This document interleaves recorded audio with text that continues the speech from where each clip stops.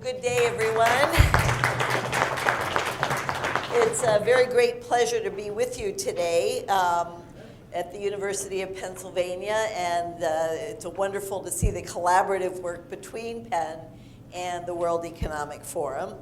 So I'm Olivia Mitchell. I put up my email and my Twitter handle for anyone who is so motivated to tweet. Here at Wharton, they gave me a social media coach because I obviously needed to be coached in these things, so here we are. So what I wanted to talk to today was 3 points in the life cycle where there are particular challenges regarding aging. And let me introduce those with a picture of Franco Modigliani. He was a Nobel Prize winner in economics of some years ago. And what he did was sort of characterize the whole financial picture into a very simple schema. So what he says is at some point you're born, that's B, not really born, but you enter the labor market, financially born, should we say. Over lifetime, we hope your salary goes up some. At some point, capital R, you're going to retire. It doesn't have to be all at once, but that will happen at some point. And then at capital D, you will cease needing to spend anymore because that will be your date of death. Now, if everything is very simple and predictable, what you will do is logically build up some saving and investment during your work life. You will logically then start to dissave and draw down during your retirement life, and it all works perfectly well as long as everything is predictable. Well, of course, it's not, right? We don't know how much we're going to earn. We don't know when we're going to retire. And most of us don't know when we're going to die. And then, of course, along the way, factors like cognition declines and so forth slip in. So this was a very simple Nobel Prize winning idea, but now we have to look at the real world. And so I'm going to talk about the 3 different areas: saving, from when you start working to when you retire; investing, from when you, again, start working and saving until you retire; and the decumulation phase. And in each of these, we're going to be looking at what the consequences are for an aging population. So turning first to saving challenges. There's lots of challenges for saving. And as I'll show you in a second, there's widespread financial illiteracy, not only in the US, but around the world. So to the extent that people don't know how much to save, they might not even know where to save, they're going to end up with too little in the way of assets at retirement. It's also tough to save if you're poor, as we know, and I'll speak to these. Saving's not much fun. We are from a consumer society where we like to spend. My younger daughter has something, I think it's called Gilt, GILT.com. This is a spending advertising vehicle of some bunch of fashion folks, and they pop up on her email every day and say, please buy this, and it's very, very tempting. And then in the background, of course, if we don't save, we're going to be facing problems because Social Security and pensions are increasingly unsustainable. So let's start with my analysis of what I call the big 3, the 3 questions that we've used around the world in a whole variety of countries to evaluate how financially literate people are. So I know it's after lunch, you're probably a little on the sleepy side, but let's hear if you can answer this one. It's the interest rate question. We say, let's say you have $100 in a savings account paying 2% interest a year. How much do you think you would have in the account at the end of 5 years? Now, we didn't want to force people to pull out their calculators, so we gave you 3 answers to choose from. Less than $102, equal to $102, or more than $102. So what's the right answer, class? More than 102. You have the 100 and you earn interest on the interest, so it's got to be more than 102. You could also say, I don't know, decay, or refuse. So the right answer is 102. Second question, we're getting a little harder now, right? So keep your wits about you. Imagine the interest rate on your savings account was 1% a year and inflation was 2%, kind of where we are right now, actually. After 1 year with the money in this account, would you be able to buy more than today, equal to today, or less than today? And the answer is less, right? Because inflation's 2, it erodes the purchasing power of your dollar. And then the third question is the risk diversification question. So it says true or false. So you have a 50-50 chance right away. True or false, buying a single company stock usually provides a safer return than a stock mutual fund. Class? False, right? It's much better to diversify. So those are our three questions. You might think that they're so simple that everybody would know them, but let's talk about what the typical American knows. This is from the 2009 FINRA study. You can download the data yourself if you're interested. Less than 2/3 of Americans understood that if you put $100 in your account with 5% interest, you would get more than $102 after 5 years. And notice there's 21 plus 13% who were either incorrect or didn't know, and another 1% was so unhappy they didn't even want to respond. Right? Inflation. Again, fewer than 2/3 understood that if the inflation was 2% and you earned 1%, that you could buy less than today. Now maybe you think, well, inflation's not so prominent. You know, we've had a long number of years without much inflation. But still, this is where we are today. And risk diversification, remember I told you this was a 50-50 possibility of getting it right. So we had 52% that got it right. And a full third, and this is a nationally representative sample of Americans, could not understand or could not even venture a guess about which was less risky, an individual stock or a stock mutual fund.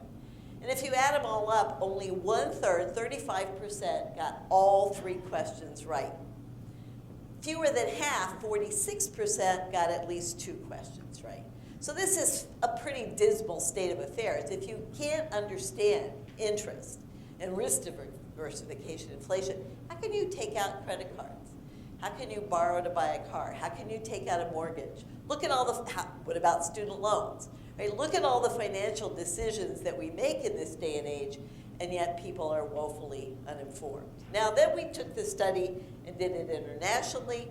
I don't know if you can see in the back, the top bar is Germany on the far left. They're up close to 58% getting it right, and they particularly nail the questions on inflation because of the nation's history of inflation.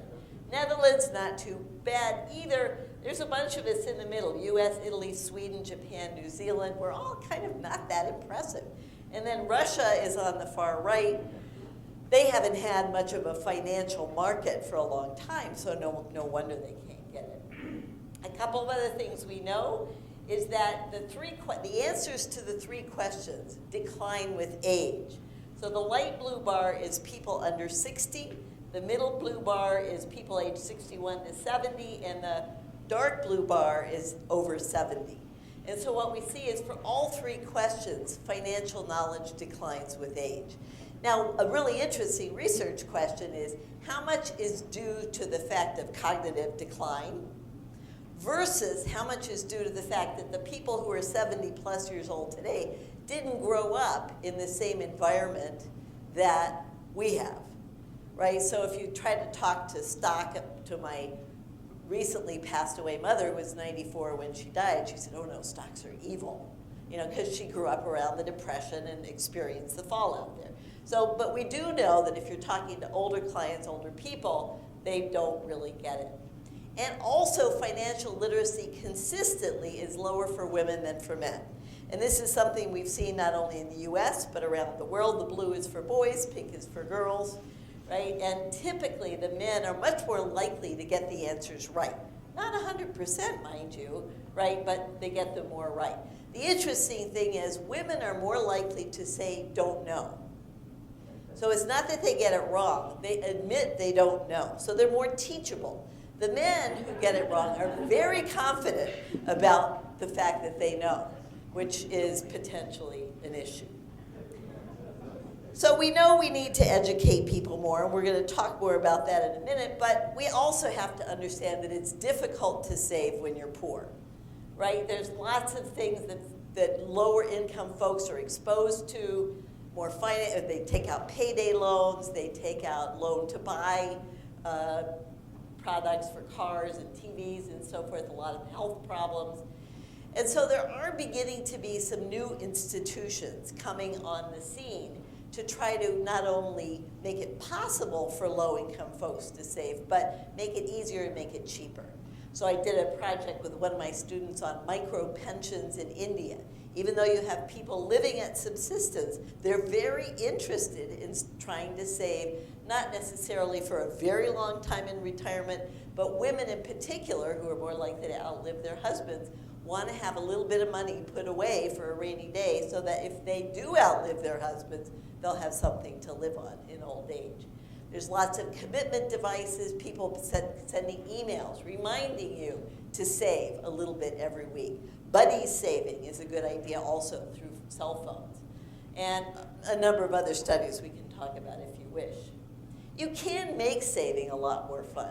And this goes back to the point that, saving is no fun. Spending is fun, or at least that's the way I and my children feel. So you have to think of ways to make it more entertaining. Now, this is based on a lottery savings scheme that was invented first in the UK.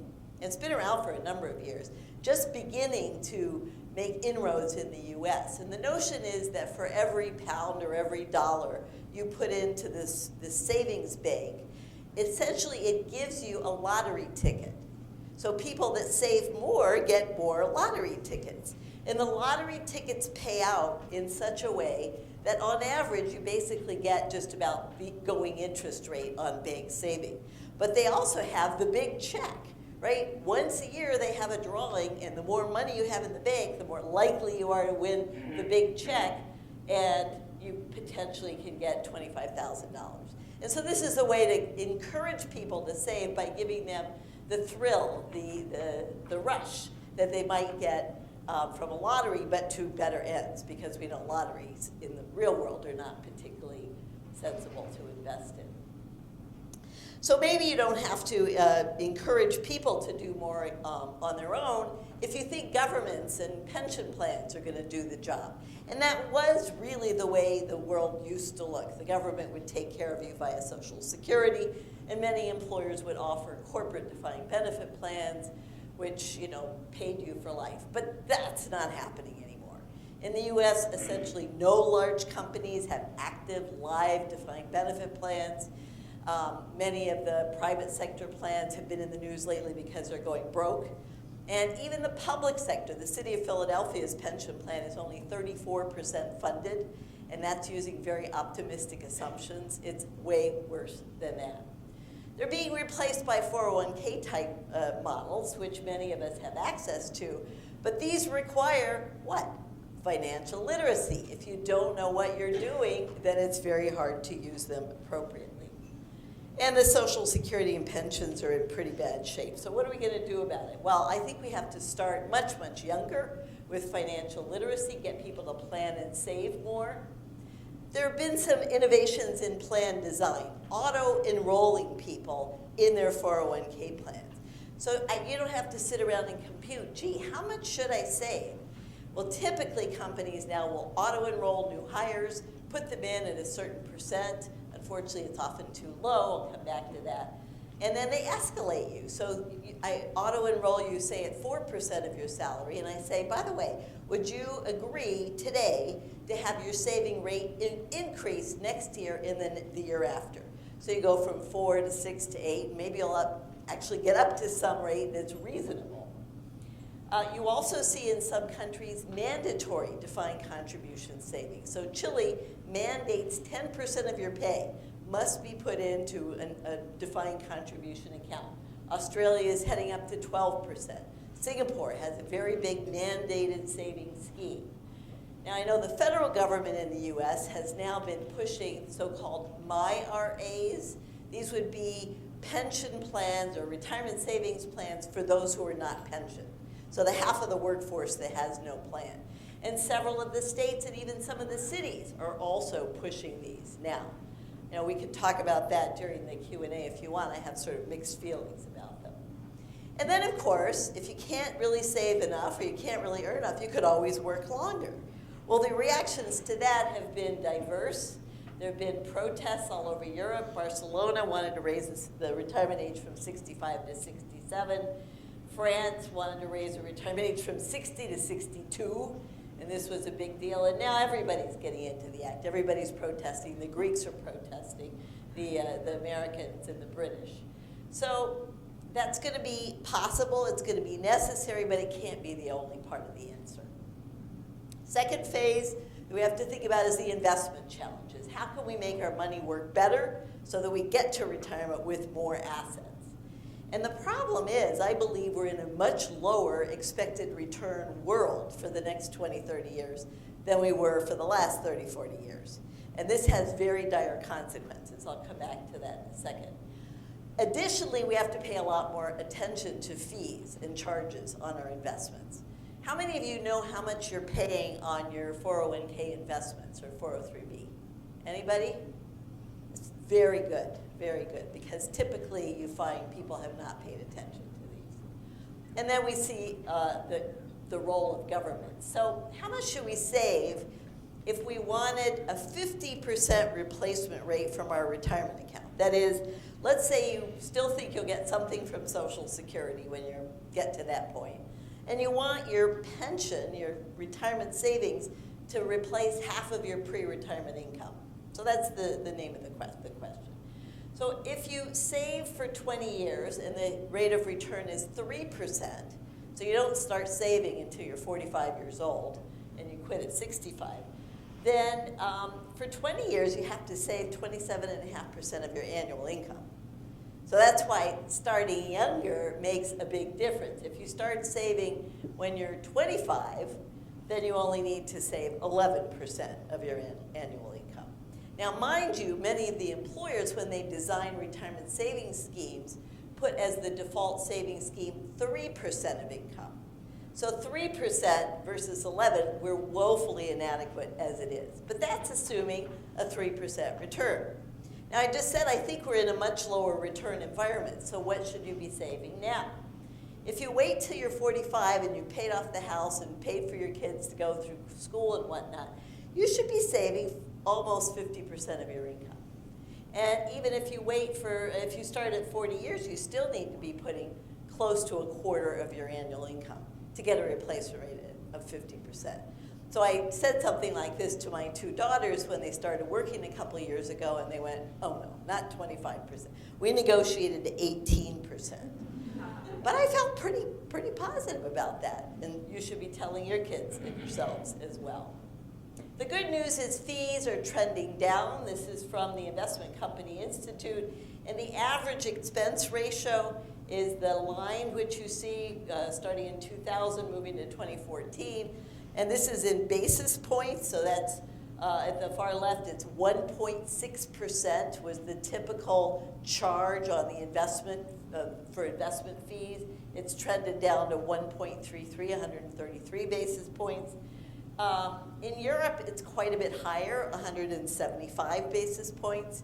And in Singapore, it's even higher. I mean, there are many, many countries around the world where it's even higher. The problem is, in a low return environment, these fees are not only going to nibble away your returns, but they're going to nibble away your principal too. The good news in the US is that if you look at asset-weighted fees, they're even lower because people have been increasingly paying attention to the fact that you can do better by picking low-fee accounts. So that's to the positive. Still worrisome is the other issue of governance.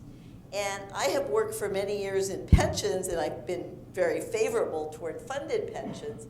One of the concerns I have now is governments are increasingly taking the assets from funded pension accounts.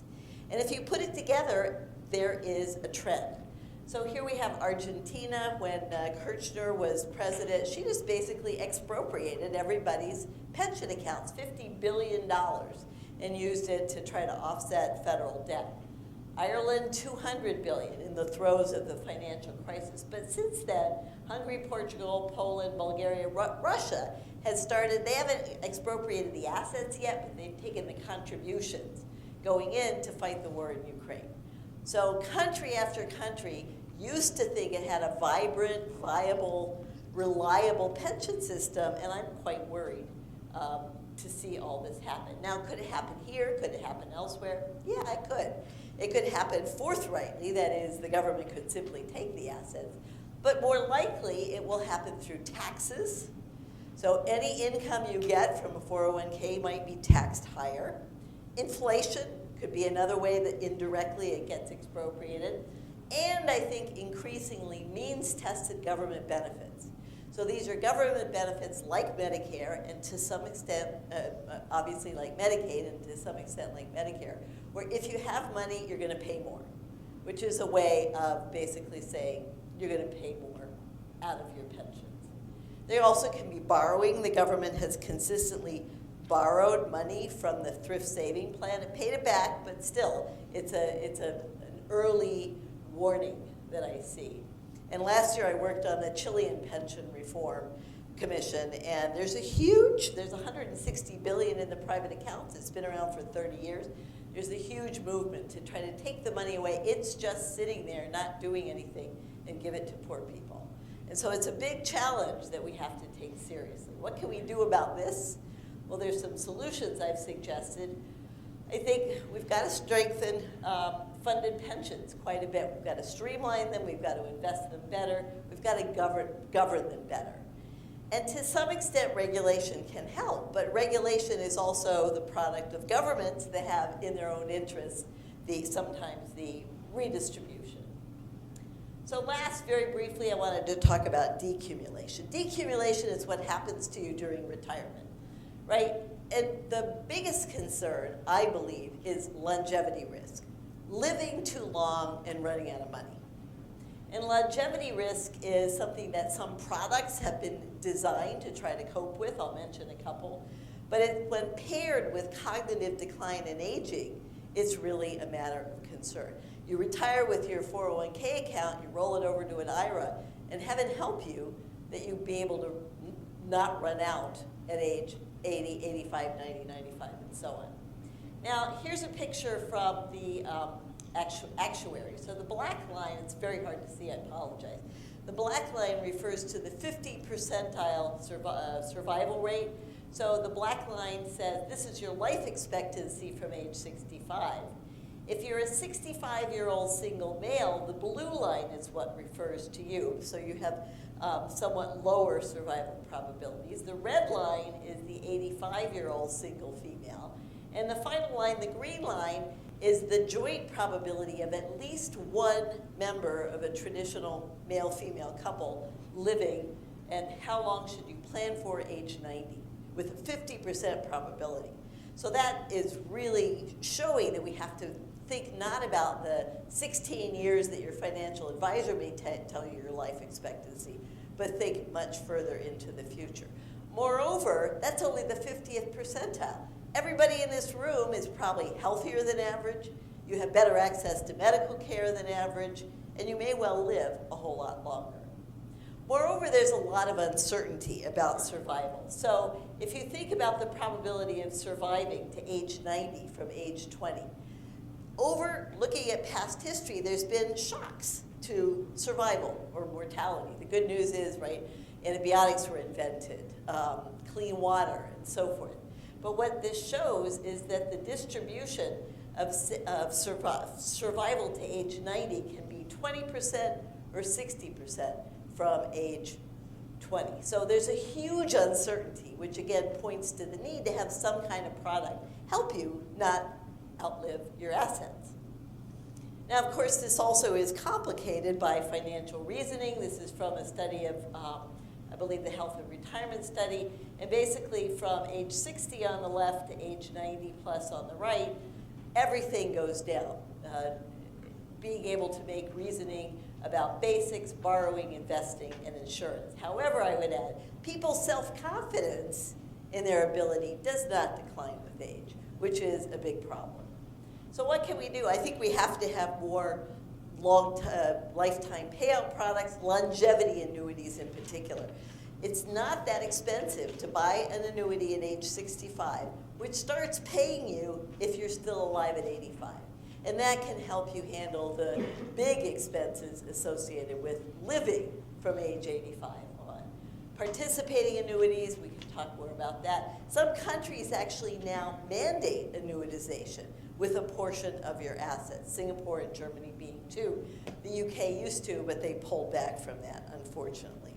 But as Oscar Wilde said, it's better to have a permanent income than to be fascinating. You need to really start thinking early about the possibility of living a very long time.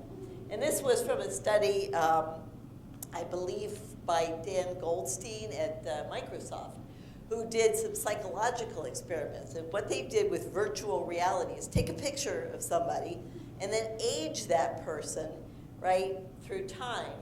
And you can see that if you can see how you will look 20 years from now, you're much more likely to save successfully for retirement and put aside money than you would otherwise. So seeing your future self is absolutely critical. So just a quick few conclusions. What do we need? I think we have to start much, much younger with financial literacy. Kids are already at the point that they get to college, taking out huge loans. They have no idea what they're getting into. They're starting their financial life on completely the wrong foot. They need help with saving and investment. We all have to have incentives to work longer because honestly, it's really hard to save 50% of your income and retire at 65 and be able to do all the other things you want to do with your life. I think we need more insurance against outliving our assets. And most importantly for aging, we need products that will help us manage our money when we can't do it ourselves. So a little bit of propaganda, and I'm happy to take questions or comments. Thanks a lot.